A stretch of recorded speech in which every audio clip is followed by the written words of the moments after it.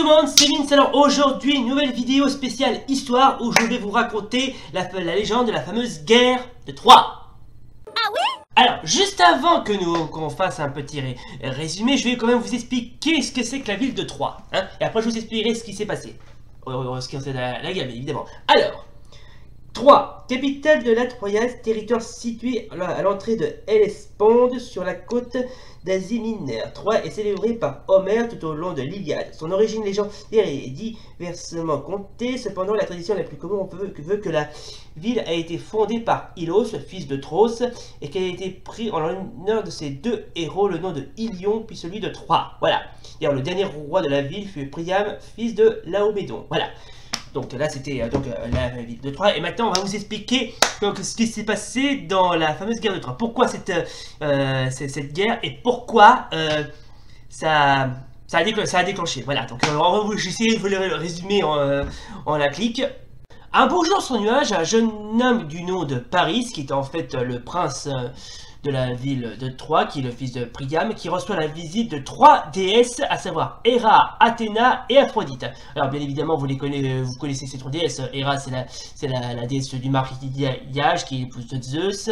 Athéna, c'est la déesse de la guerre, et Aphrodite, la déesse de l'amour. Voilà, bon, je suppose que vous avez certainement bien étudié, comment dirais-je, la mythologie grecque, donc vous savez à qui on a affaire. Alors, ces trois déesses se disputent une pomme qui se nomme la pomme de la discorde. Alors, la pomme de la discorde, c'est quoi? C'est une pomme qui est vraiment pas une pomme quasiment, mais comme les autres, elle ne se mange pas, c'est une pomme de discorde. Alors je vais vous expliquer pourquoi on l'appelle la pomme de discorde. Alors ça a commencé aux noces de Pelée et Thétis sur l'Olympe.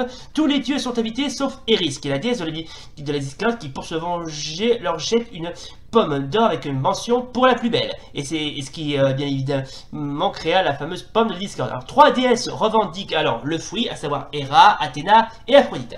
Afin de mettre un terme à la dispute, Zeus ordonne à Hermès d'emmener les déesses sur le mont Ida. Ida, je ne sais pas exactement où ça se trouve, mais c'est là où va se dérouler le jugement de Paris.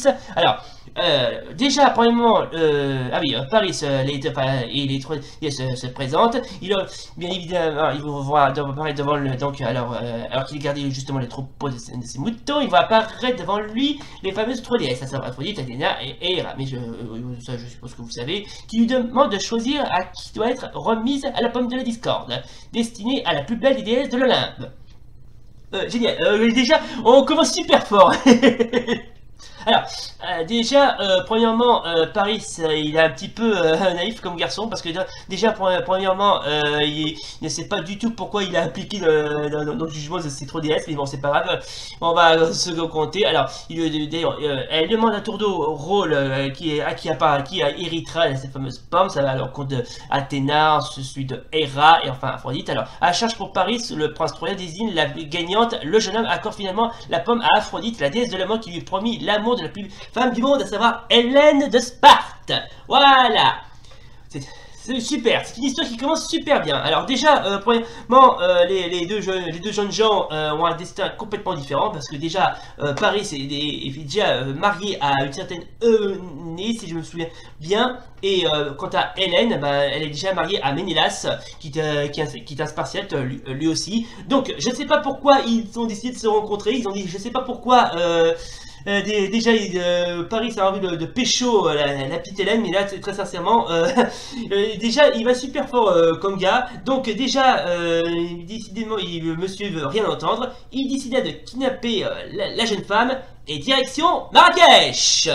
Non, je déconne. Non, je déconne. Enfin, après avoir kidnappé Hélène, Paris l'a remis directement à la cité de Troie. Voilà, il n'y a jamais été question de Marrakech ou quoi que ce soit. Hein.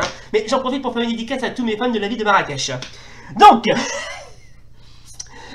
alors, vous l'aurez compris, bien sûr, les Grecs ne vont pas hésiter à secourir à la belle Hélène, qui a été malencontreusement kidnappée par ce petit FDP de Paris, qui visiblement...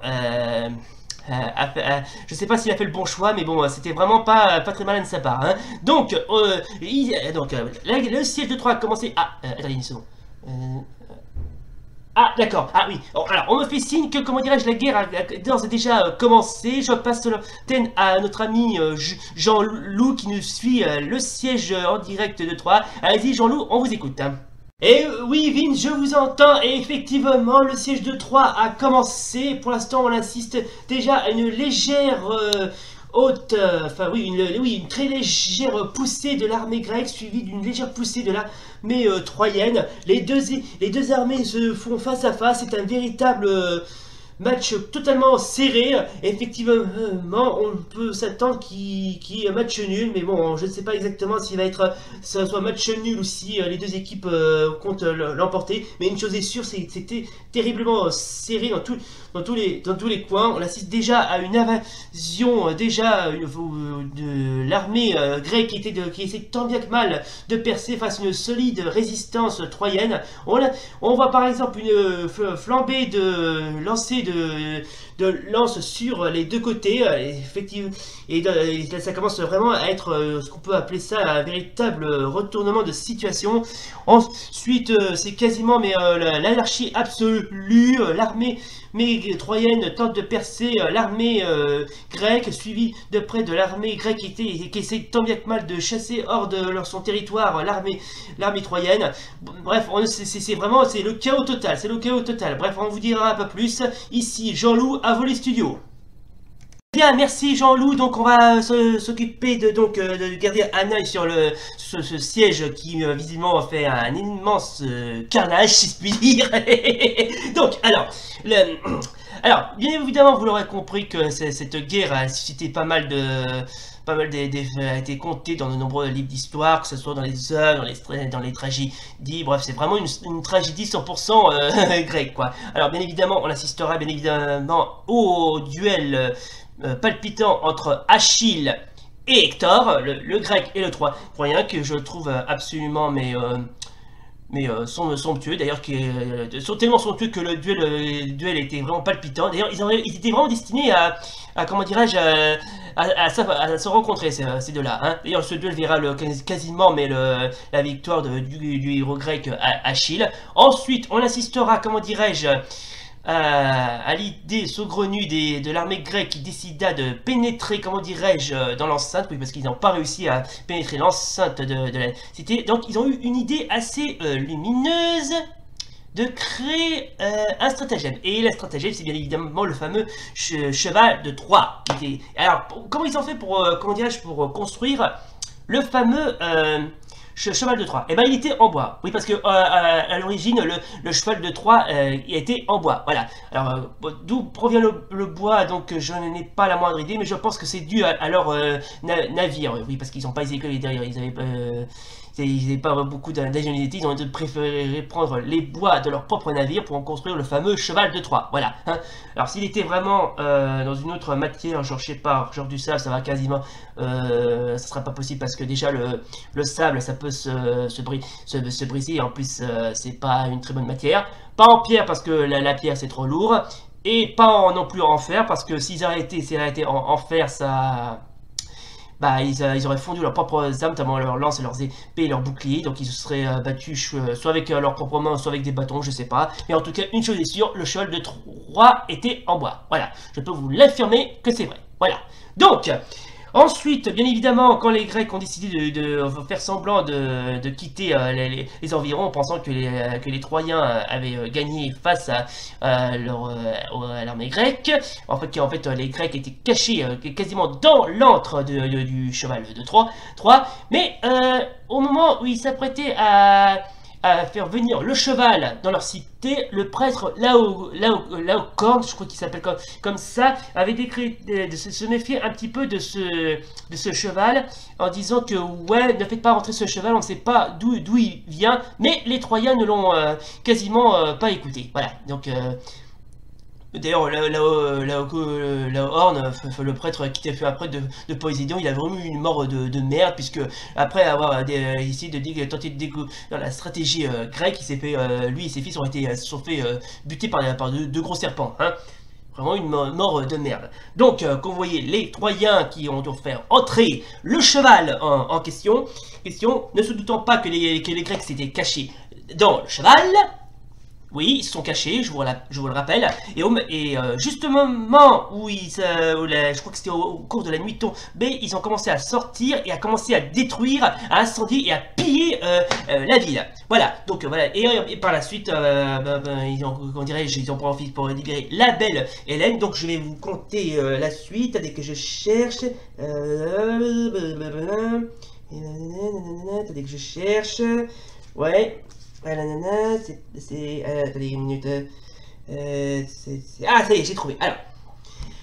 Alors, je vais vous expliquer comment la suite d'Hélène, qui je vous rappelle a été enlevée par Paris le Troyen, qui a déclenché bien évidemment la fameuse guerre de Troie. Alors, ah oui d'accord, allez.